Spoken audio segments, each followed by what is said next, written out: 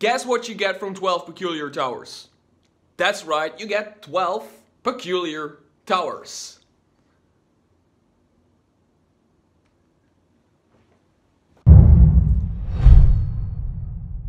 Okay, in all seriousness now, you get 12 towers ranked from level 1 all the way up to level 15. And each tower has its own background, a little bit of lore to it. They're all built to just drag and drop into any campaign, into any game. You can play them as a one-shot, or you can just drop them into an ongoing campaign. Wherever you want to put them, you can just use them straight out of the book. And they're all like built like mini adventures inside and around these towers. And if you are a player and not a dungeon master that is going to run one of these towers, make sure to just click away from this video right now. Run away as far as you can, because I'm going to open up this module right now, and inside the pages you can actually see some real spoilers for you as a player. So if you want to enjoy it as a player, make sure to just not watch this video. This is my first review of 2019, and I really want to thank you guys for being here on my channel. I've been doing this for just about a year now, and almost 3,000 of you have subscribed to my channel, and I think that's just amazing. I have a very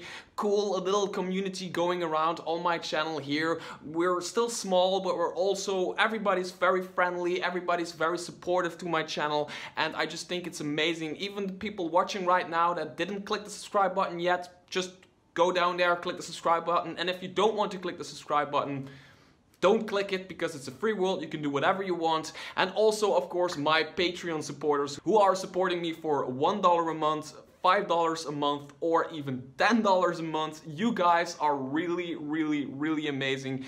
I'm just humbled that I've been doing this for a year now, and we're such a great community. I just thank you very much, and I will go into 2019 doing way more reviews, and I will of course continue after 2019. I hope to do even more reviews.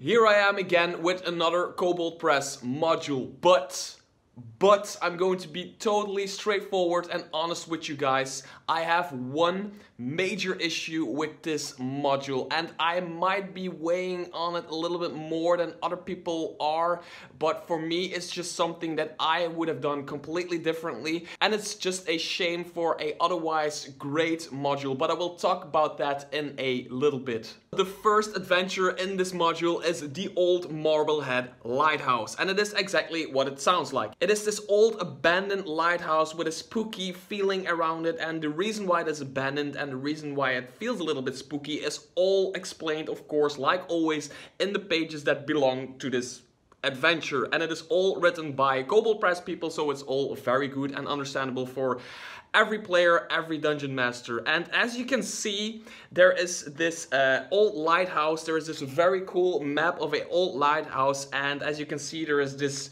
little secret thingy right here that your players do not know. It is right there, and let's just say a dude that was running this thing had problems with pirate dudes, and he was hiding stuff for these pirate dudes from other dudes, and he just decided to build like a secret lair. And it is up to your players to actually find this lair, because they will probably just go up the entire lighthouse, just dig around in it, and kind of maybe feel left empty-handed because there's nothing really going on. But once they find this little dungeon underneath this tower, it's where the stuff gets really interesting. Then there is, for example, an adventure called the Midnight Tree, which is a gigantic, enormous tree that is used by Raven folk, and they've built their lair, their hideout inside of this tree. So this tree is kind of a tower, and it's also a tree, and it's also a hideout. Anyway, there's all kinds of different Raven folk clans that constantly fight for this tree. So one moment, one clan of Raven folk is in charge of this tree, the other moment, another clan of Raven folk is in charge of this tree.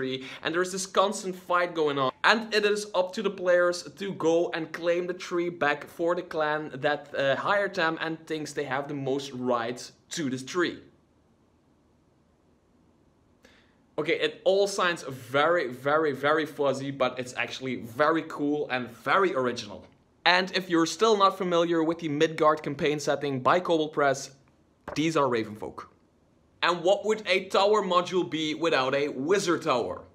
Well, actually, this is not a wizard tower, this is a cleric tower, because this is the Spire of the Sun God, and it is a tower that used to be run by clerics of a good deity. They lived in here, did their thing in here, I don't know, pray, heal, whatever clerics do in their spare time, they did it in this tower, but they got lazy after some years and they weren't really doing their job, and this entire thing got overrun by evil forces. And guess what your players need to do about that? Yes, they need to go in and kick some ass. It is very original because most of the time when you see a tower like this, you think it's like one of those typical evil wizard towers, but this one has more of a divine magic vibe going on. I'm not really going to spoil it because I think this is one of the cooler ones in here, and I'm really going to run this one for my players, but I just don't want to spoil it for you because there's some real cool tests in here and some cool lore in here.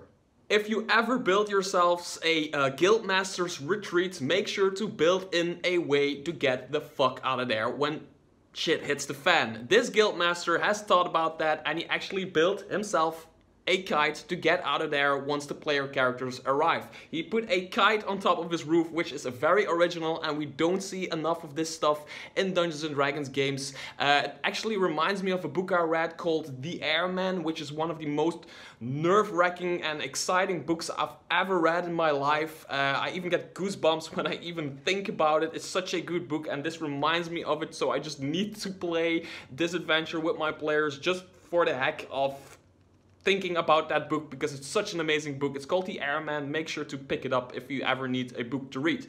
Anyway, can you guess what I think is completely wrong with this module? There is no exterior art for the towers to show to your players. I am not the kind of dungeon master that has to show a picture of every single thing my players encounter. I'm not the kind of dungeon master that always opens up the monster manual and flashes the pictures to my players. I like describing stuff.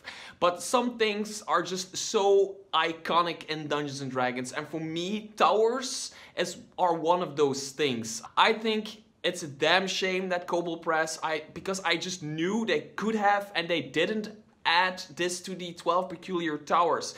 If I am describing a abandoned lighthouse at the edge of a cliff, just standing there, waves crashing into this cliff, wind in your hair, seagulls just flying in circles around this old abandoned lighthouse, I just want something of a atmosphere picture, of a drawing, even if it's just a sketch of this lighthouse to just flash to my players so they have a feeling of what is going on. Why? Because I just think there are some iconic things. If your players encounter a black dragon, especially for the first time they encounter a black dragon, you are showing them a picture of a black dragon. Well, at least I almost always show them a picture of this particular black dragon they are encountering. Maybe it's a picture from the Monsters Manual or something I found on Google, or sometimes it's just an amazing miniature I put on the table that represents this black dragon and will scare the living crap out of them. But anyway, there's something to represent this evil black dragon that's probably going to eat them. And it's the same with this tower.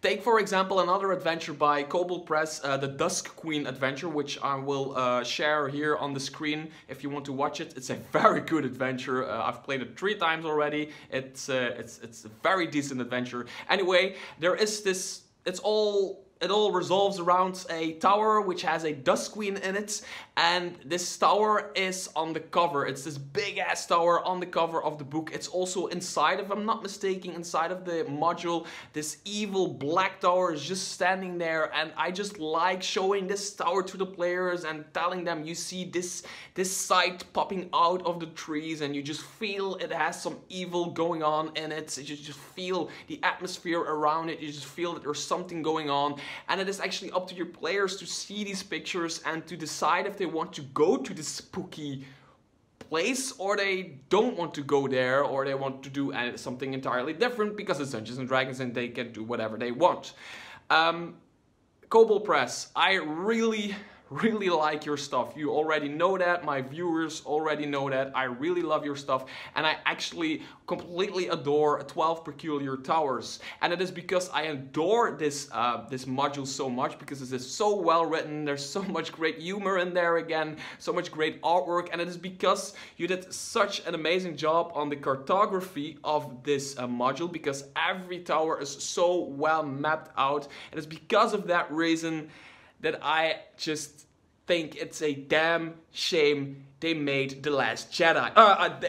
Well, it's a damn shame you didn't put exterior art for at least half of the towers in this module. I'm sorry, that's just, it's not a deal breaker.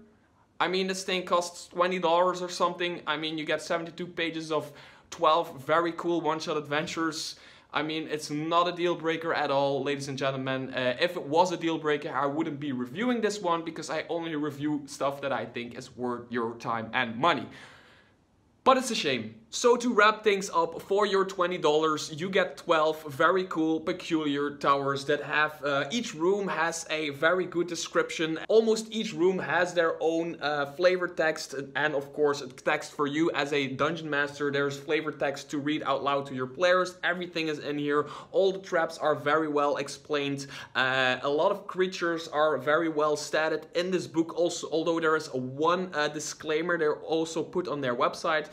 This module actually also uses monsters from the original Monsters Manual by Wizards of the Coast, but also from the Monsters Manuals by Kobold Press, so the Tome of Beasts and the Creature Codex. There's also monsters used from those books inside of this one, so make sure you have those by hand if you're playing some of these adventures in this module. Other than that, everything is very well mapped out. I mean, this cartography, these maps are very well done. It is a very great adventure for $20. If you're ever buying anything from Kobold Press, let's say you're buying a Creature Codex or whatever, make sure to pick this one up together with it, because you'll just have a lot of hours, a lot of sessions of amazing fun with this thing. So that was my review of 12 Peculiar Towers and my first review of 2019. Thank you for still being here, still being awesome, still being on my channel. If you want to see any of my other reviews by Kobold Press or other products, make sure to hit one of these videos right here, or go down in the description below, because there is a link to a playlist that has everything from Kobold Press I've reviewed, and I'm planning on adding a lot more to that list in the near future. So thank you for being awesome, and I hope your inspiration may guide you.